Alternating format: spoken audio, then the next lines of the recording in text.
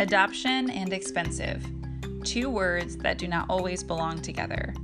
There are 120,000 children in the United States that are waiting for a forever family, and adopting through this option is extremely affordable.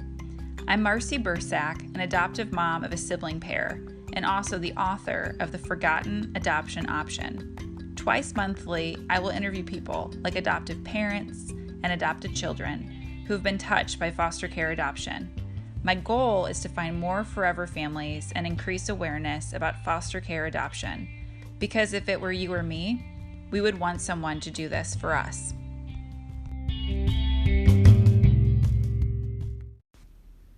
Welcome to the Forgotten Adoption Option podcast. Today, I'm going to interview an adoptive parent who also happens to be my husband. So I have Nathan Bursack here. Hi, Nathan. Hello, Marcy. Thank you for having me on your podcast. It's really awesome to be here. You're the first guest. Wow, that's amazing. So Nathan, by day career-wise, you teach elementary kids how to make cool stuff in the art classroom. But at night, you have this interesting thing that you do too. Yes, I do commission painting for miniature games like Dungeons and Dragons or Pathfinder. I also sell models to people that are also interested in hobby painting. So for those that are listening that might have no idea what this is, we're talking like a 2 to 3 inch little person. They're your little friends, and you paint them, right? Yeah, that's right. It's usually fantasy type figures like dragons and knights, and sometimes the occasional robot. That's so fun. So Nathan, the point of this podcast is really to have more conversations about foster care adoption, because we know that the kids that are waiting for forever families don't get enough light. So we're going to shed some light on that by talking about the process and talking about what it's like to have gone through that process. So I'd love to hear from you. You know, you're a teacher, and I got to work in this committee of social workers to help recruit other foster and adoptive families. And one thing they anecdotally would say is, well, people in helper professions like healthcare workers or teachers, they're more likely to adopt. Why do you think that is? My best guess would be because their heart is already open to helping people that are in need. At least that's what makes sense in my head. So I know personally, my own story that's in the book, The Forgotten Adoption Option, is about my grandfather on my father's side. My grandpa Sam, he was orphaned at a very young age. His grandparents died of pneumonia, and he was about 7 years old, and there wasn't really a plan for him or his siblings. For his siblings, they were a few years older than him. They ended up getting taken in by the community that they were living in St. Louis. My grandfather was younger and apparently a handful, and he didn't get adopted or taken in. He had told me stories about how he would go door to door and beg for food, and sometimes all he would have to eat is just some saltine crackers. Sometimes he had a bed, sometimes he had a couch, sometimes he slept outside on the street. It was not the best of childhoods. So connecting the dots, are you thinking that maybe the people that were more generous to him were people that had a heart that was more helping? I would like to think so. I would like to think that they had some of that spirit inside of them. That's really interesting. So Nathan, when we started our foster care adoption process, we'd spent like 5 years learning about adoption and what felt like getting nowhere to know how to even do this. And then we get the papers, this application that's like 2 pages double-sided, and I was so ready to dive in, and you weren't.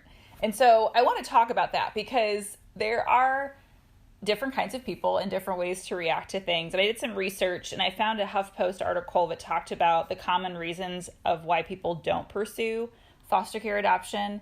And so some of the things that were like the top 5 were because of the paperwork and training, because they felt like they would be judged.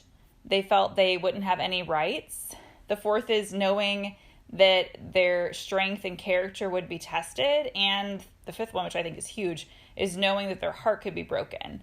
So you were kind of like reluctant to get started. So can you talk about what was under that for you? Like what was hard to start that ball rolling for you?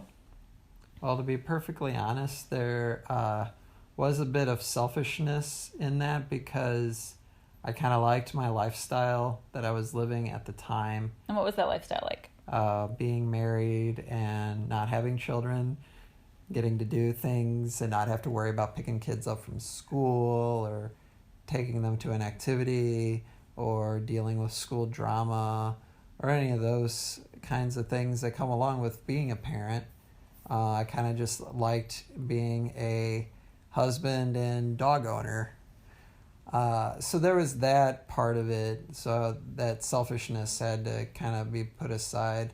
But I did have my own personal wounds of growing up and dealing with my own childhood and what that looked like, and my own relationship with my parents and what that looked like. And I didn't know if I was going to be a good parent. And that was kind of one of my fears. I don't think we've ever talked about this. Well, it's good for an interview. It's healthy, I think, to kind of think through like what was under that, which is helping me because I'm thinking in the moment, I wasn't sure what was making you want to be slow about it, except for usually the cautious one. I tend to be like, let's go. And you're like, let's sleep on it. And so I kind of thought it was more of that, but there definitely is more under that. So I appreciate you sharing what you were feeling at the time. So kind of building on that, our adoption journey, we were told this is a 4-month journey. Your kids are so near being legally free to be adopted. And it took 18 months. So the journey was a lot longer. And so can you talk about a few examples of kind of the most difficult parts for you during that 18 months? Well, part of it was because the children were still in the fostering process, we had to keep doing parental visits. And that was difficult because you would work with the children, our children, we'd work with them and set up a routine and rules and, eating habits, school, all of these things that a parent would do. And we would go and do the visit with the bio family, and we would end up taking 2 steps backwards. And it was just it was frustrating for me because we had to drive clear across the state. It was like a 5-hour drive, one way. Usually, spend an entire weekend doing what we're supposed to do as foster parents, like having the visits and everything. But deep down, I knew that the children shouldn't be going back. They shouldn't be going to see their bio family because they weren't making the right type of progress that they needed to do to have their children come back. And I felt selfishly that it was doing more harm than good. And I really wanted to get the process moving so that we could have the children go through the adoption process, and we could be more than just a foster family. We would be their forever family. Because we really had signed up to be their pre-adoptive home. So there are people, just to do a little like foster care adoption education, there's 3 ways to adopt through foster care. First way is you become a foster parent. And the child or children that you care for may or may not eventually need to be adopted. And that happens to some people. That's not our story. The second path is what we did, which was you are asked to care for children. You get licensed to adopt. You go through foster care training too. You get asked to care for children that are nearing being legally free to be adopted, and you walk through that journey, but there's no guarantee that you'll get to adopt them. Mm-hmm. And then the third way, which I talk about in my book, The Forgotten Adoption Option, is you go on adoptuskids.org, you find kids that have been waiting and praying for a forever family, and you can just straight adopt children and not go through the kind of in-between stage that we were in, or even that first option. So it's interesting, right, that we had to follow the process of foster care, even though that wasn't our original plan. But that's what our kid. Yeah, we had to follow the process. For our we had kids. To follow the process. Yeah. Is there anything else that you remember being really difficult? I think the adjustment from going from no children to having 2 children, and those first several months learning the children's habits and personalities and what works and what doesn't work. So those were challenges, and it was just something we had to work through over time. And I think it made our bond as a family stronger because we didn't give up. We worked through all of that. What do you think has been, for your personal perspective and opinion, the most rewarding parts of adopting a sibling set? And a sibling set means 2 or more children who are together in this journey. And that's what we did. We did 2 kiddos. I think one of the best parts about it are all the firsts you get to have. And I've thought about this before, is that while I wasn't there for the children's first birthday or their first word or learning how to walk for the first time, I was there for a lot of other firsts that are still very meaningful, like the getting to go on a vacation together, getting to go to see them birthday party, going first day of kindergarten, first day of first grade, first day of second grade, getting to go fishing for the first time, being there for them to catch their first fish, all those other kinds of firsts that we kind of overlook maybe because we focus too much on first words, first steps, first birthdays. There's a lot of other firsts that are still ahead. Even as your children get older, you're still going to have, first time they drive the car, first dance, of competitions, going to a tournament, all those kinds of firsts that people might forget about.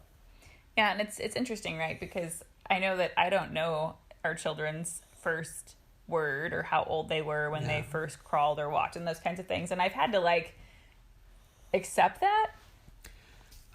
One thing that I was very proud of is that our children really learned how to tie their shoes at a young age.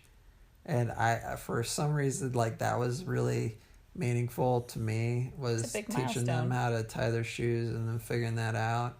And I still see it because I work with elementary age children, and them learning, those kids learning how to tie their shoes, and it always reminds me of my own children and what that was like. It's hard. I'm also really proud that our kids know how to chew with their lips together. Yeah. And then packing their lunches. They've been packing their lunches since they were in kindergarten, with a little bit of help, and our kids are now in 4th and 5th grade, just to put context to that. But I always thought that was neat. There was a bit of responsibility. Okay, so playfully, I put this in here to ask you. I thought this would be fun. Don't read the notes. So if we did this again, I know that when we had talked about doing a sibling set and we were trying to decide the number of kids, you wanted to go smaller, and I was like, but I come from a big family. And I think I jokingly talked about doing this for like 8, 10, or 12 kids. And your eyes are getting really big as I've been mentioning it. And I remember you saying something like, we don't have a place to park the bus, Marcy. And so I'm wondering if we did this again, would you be open to a bigger sibling set? No. Why not? Because there are some people that are thinking, I would only want to do 1 kid, and are probably thinking we're crazy for doing 2. And I know we have friends that have adopted 4, we have friends that have adopted 6, and we have friends that have adopted much larger groups than we have. Yep. So what's behind your no? It takes a special person to want to open their home to 6 children. I was I was really happy with 1. You wanted to do just 1. And I said, no, we should do 2. Part of me, again, and I just wanted to really be able to pour myself into like 1 child and really, help develop that child and 2, and maybe, and I don't know if I could have handled doing like 5 or 6, because sometimes when I'm teaching and I try and as best as I can try and make, when I have those students, I try and make their day, give them compliments and coach them through their projects and things like that. And I think to myself, like, if I had 5 or 6 children, how would I make each kid feel real special every day? Because I think it's hard enough with just 2, like, and so I want to. It's a future question. I'll have to invite on an adoptive parent of a larger sibling, and maybe I'll ask that. Yeah, I think they could give you a better perspective than maybe I can. Yeah, it just sounds like you didn't feel like you could handle. And I do come from a smaller family. So and by smaller, it's you and then a sister that's over 10 years older. Yeah. Whereas I have 3 siblings. Yeah. And so a really my large household was much more quiet than what mine was. And our household tends to be more quiet as a result of you growing up that way. Okay, Nathan, so as we wrap up, can you share, and this is like another vulnerable question, and I love that you're just sharing some of the things we haven't even talked about before, but how do you think you've grown as a person by becoming a parent, by becoming a parent through foster care adoption? Like, talk about that. I can remember talking to a teacher, and he became a father later in life. And I asked him about what it was like to be a father. And he told me that it has made him a better man. And it didn't make much sense to me at the time. But now that I have children of my own, I understand what that actually means. And it's helped me be a better man because I think of my children more than myself and how much I want to provide for them and see them succeed and see them grow up and be successful. It really gives you a deeper sense of purpose that I didn't think I couldn't understand without having children. And going through foster care, I think for me, it gives some kids a chance to succeed where they might not have ever been able to, because they're with a forever family that loves and cares about them, that wants to see their needs met, that wants to celebrate their successes and fight for them. So you feel like you've grown in kind of your purpose and expressing your love and care. Yeah, it makes me feel. I think deep down, as a man, you want to be a hero. You want to be a hero to your wife. You want to be a hero to your children. And as a Christian, I want to be able to have that purpose and know that my children have a protector, they have a provider, they have someone to look up to. And I take that very seriously. Makes sense. Nathan, this reminds me, as just kind of sitting here talking about these questions, the whole why did the book get written down is because you and I have had countless people in our home that we've been able to talk through these kinds of questions and so much more. And I hope that whoever's listening and has questions, if they have additional questions, they can certainly drop those on any of the social platforms. I'm on Instagram and Facebook and LinkedIn. You can drop it on my website and be anonymous. And just want to open that door for people, because the whole goal of this is about kids finding forever families. And Nathan, you've been saying since the beginning that, if one kid finds a family because of this, everything is totally worth it. So this is great. I appreciate you launching out with me. And I also just want to give a little shout out. So you have an Etsy shop, and if people have some 3D printing needs, because I know a friend of mine recently reached out to you, so there might be other people that would like to get you to print something for them or paint something. So where can they find you? Well, you can go to Etsy and you can look up Nerd Bunker Minis. That's my Etsy store. I'm also on Instagram. I'm Nerd Bunker Minis on Instagram. So you can look You've me got some up there. pretty cool photos. Do you take those yourself? I do take the photos myself, and I try and document some of the painting commissions that I do.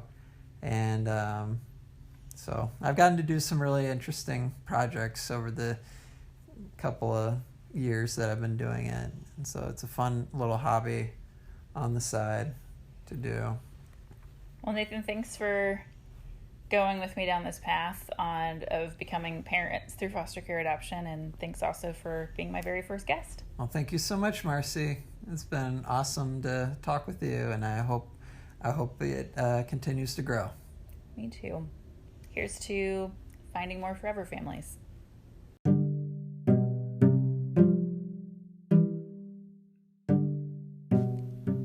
As a listener of the Forgotten Adoption Option podcast, you are helping raise awareness about foster care adoption and the 120,000 children who are waiting for a forever family. You can also help raise awareness by leaving a review, subscribing, sharing, talking about, and liking this podcast. If you'd like more information on adopting a child or sibling set through the foster care system, visit my website, ForgottenAdoptionOption.com. There you will find out how to get started, and you can even order a copy of my book, The Forgotten Adoption Option, which will guide you through the entire process, and it is available in paperback, audio, and ebook. I welcome you to reach out with questions, comments, and your own story. I would love to hear if you're signing up for training or where you are in the adoption process. You can connect with me on Facebook, Instagram, and LinkedIn. Just search for Marcy Bursack. Thank you for tuning in, caring, and sharing, because every child deserves a family.